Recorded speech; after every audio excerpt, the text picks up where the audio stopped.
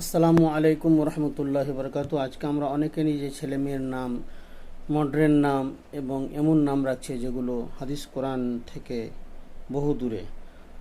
এই বিষয়ে আমি একটি হাদিস যেটা আবু দাউদ শরীফে আছে আপনাদের সামনে শোনাই।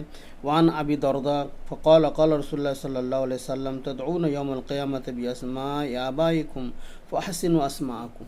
কিয়ামতের দিন আল্লাহ তাআলা কিয়ামতের দিন তার বাপের নাম ধরে তার নাম ডাকবে, এই জন্য তোমরা নিজের সন্তানেদের ভালো নাম রাখো। আন ইবনে উমর ক্বালা ক্বালা রাসূলুল্লাহ সাল্লাল্লাহু তাআলা আলাইহি ওয়াসাল্লাম ইন্না আহাব্বা আসমাইকুম ইলাল্লাহি আব্দুল্লাহ ওয়া আব্দুর রহমান।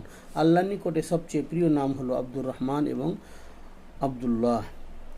আন যায়নাব ইবনে আবি উম্মে সালমাতা ক্বালা সামি'ত রাসূল সুম্মিয়াত বাররাহু ফাকালা রাসূলুল্লাহ সাল্লাল্লাহু আলাইহি ওয়াসাল্লাম লা তাযাক্কু আনফুসাকুম আলাম বিআহলি